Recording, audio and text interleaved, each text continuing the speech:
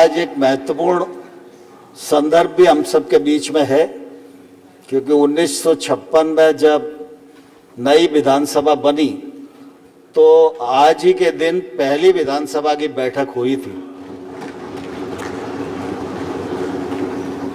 मध्य प्रदेश विधानसभा की गौरवपूर्ण यात्रा के 68 वर्ष पूर्ण होने पर आप सभी माननीय सदस्यों को हृदयपूर्वक बहुत बहुत बधाई, बहुत शुभकामनाएं।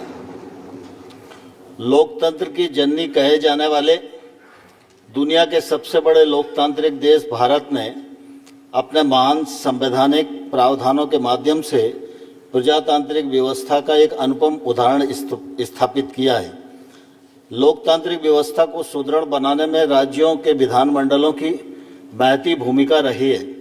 हम गर्व के साथ कह सकते हैं कि अपने स्थापना के 68 वर्ष पूर्ण कर रही मध्य प्रदेश विधानसभा का संसदीय परंपराओं के निर्वहन में एक गौरवशाली इतिहास रहा है।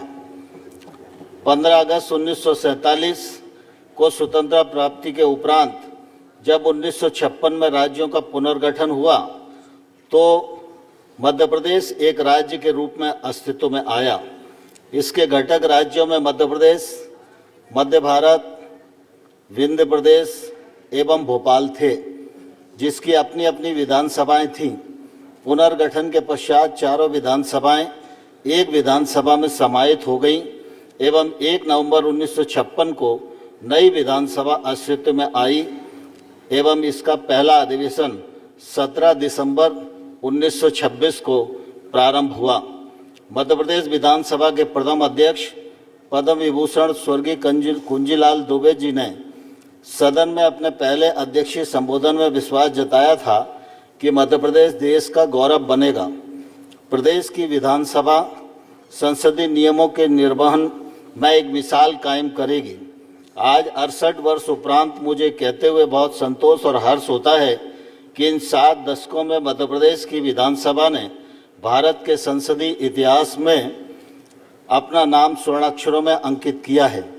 7 दशक के इस कालखंड में विधानसभा ने प्रदेश के विकास और यहाँ के नागरिकों के कल्याण के लिए कई ऐतिहासिक निर्णय लिए हैं।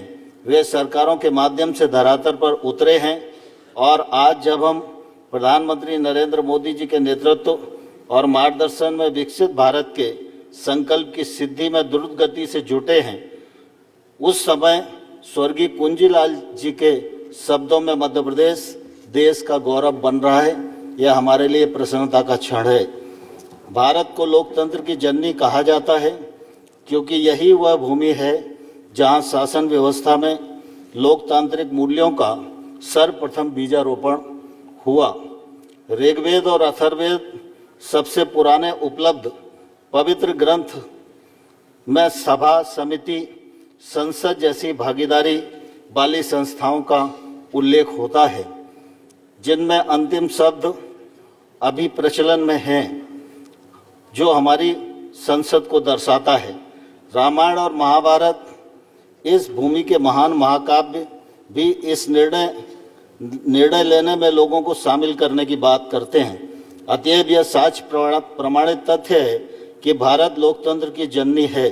स्वतंत्रता के उपरांत एक सुदृढ़ संघीय किंतु विकेंद्रित लोकतांत्रिक व्यवस्था के आयामों के में केंद्र एवं राज्यों की अपनी अपनी सुस्पष्ट भूमिका है।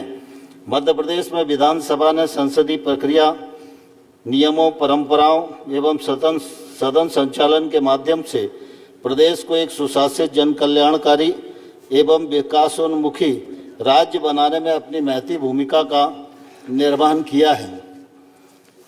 मध्य प्रदेश निर्माण के अब तक 15 विधानसभा कार्यकाल पूर्ण हो चुके हैं, 16वां जारी है।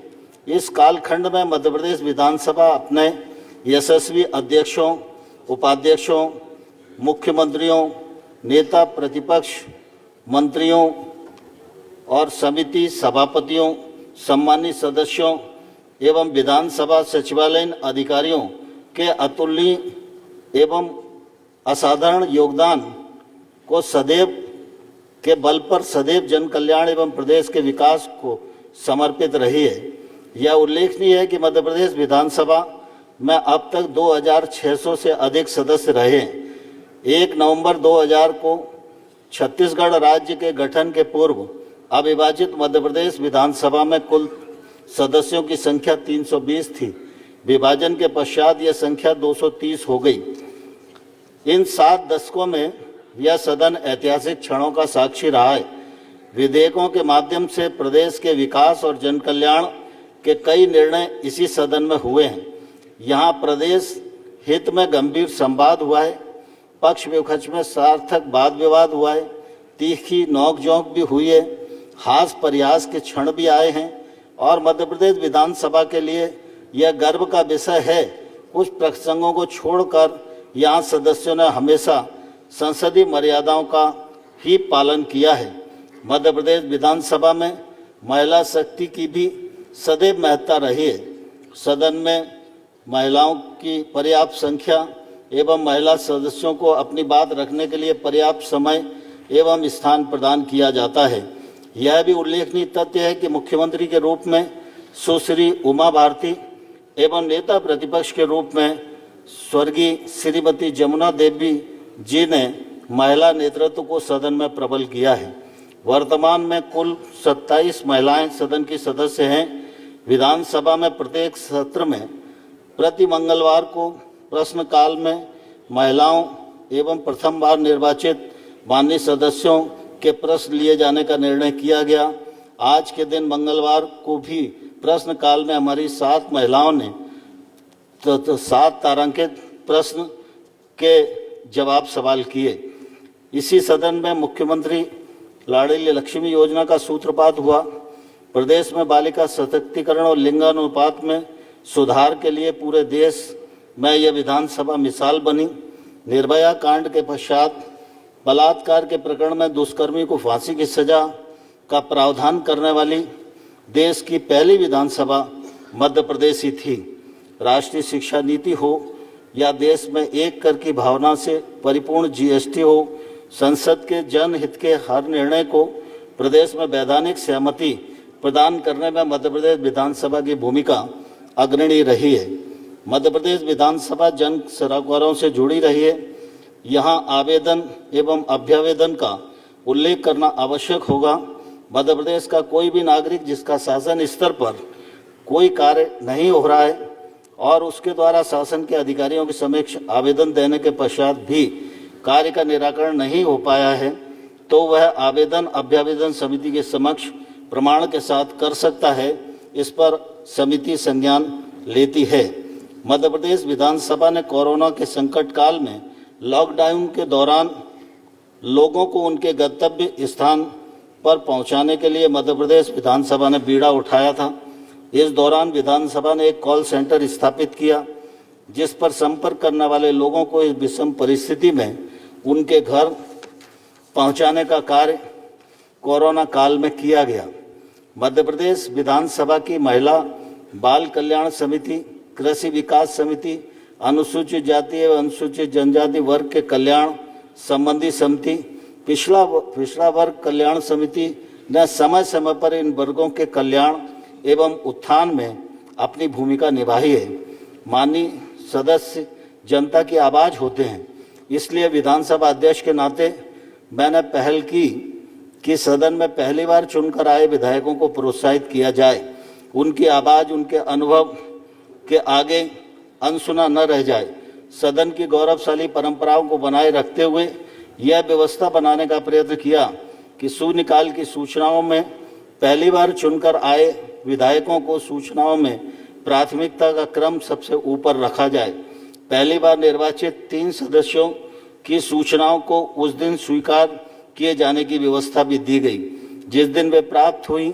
इस कदम को 16वीं विधानसभा में एक नई परिपाटी के रूप में निरूपित किया गया। नवाचार को आगे बढ़ाते हुए एक और व्यवस्था दी गई कि प्रश्न पूछने वाले सदस्यों को विधानसभा का कार्यकाल समाप्त हो जाने के बाद भी अपने प्रश्न का उत्तर मिल सकेगा।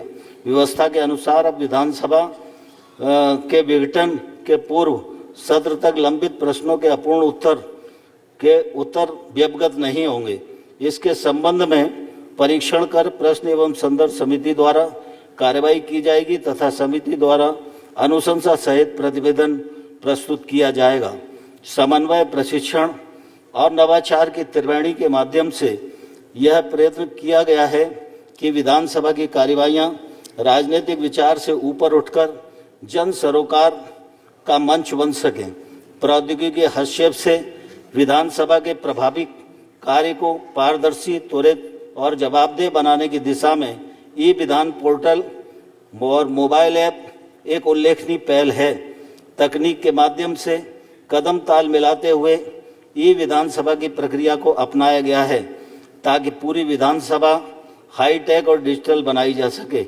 मध्य प्रदेश विधानसभा का पुस्तकालय बहुत ही समृद्ध इन अर्थों में है कि संपूर्ण भारत में अन्य किसी भी राज्य में विधानसभा के पास इतना बृहद और समृद्ध पुस्तकालय संभवतः नहीं है। प्राचीन ग्रंथों, संदर्भ पुस्तकों, वेदिक साहित्य, इतिहास, पुराण, संसदीय प्रणाली, मानव शास्त्र एवं अनेक विषयों पर भाषाओं में विश्व लेखों की असंख्य पुस्तकों का भंडार है। विधानसभा सदस्यों और शोध छात्रों को प्रचुर साहित्य सामग्री सहज उपलब्ध हो जाती है। 26 नवंबर 2024 को भारतीय संविधान ने गौरवशाली 75 वर्ष पूरे कर लिए हैं। यह संविधान का वह अमृत काल है जिसमें विधानमंडलों की भूमिका रही है। संविधान के 75 वर्ष के अवसर पर यशस्वी प्रधानमंत्री नरेंद्र मोदी जी ने संसद को संबोधित करते हुए 11 संकल्प रखे हैं। इन सभी संकल्पों का पालन एक नागरिक के नाते के साथ साथ विधानमंडल के सदस्य के रूप में हम सभी के लिए करना अत्यंत आवश्यक हो जाता है। मध्य प्रदेश विधानसभा लोकतंत्र का एक ऐसा मंदिर है जहां संविधान में पूर्ण आस्था के साथ जन कल्याण की ऋचाएं भी रची जाती हैं। 7 दशक की इस संसदीय यात्रा ने इस विधानसभा को अपने हर अनुभव से समृद्ध बनाया है। मुझे पूरा विश्वास है कि यह सदन सदैव लोक कल्याण की पताका फहराता रहेगा। सभी सदस्यों को इस पावन अवसर पर मेरी ओर से बहुत बहुत बधाई, बहुत बहुत शुभकामनाएं। जय भारत, जय मध्य प्रदेश।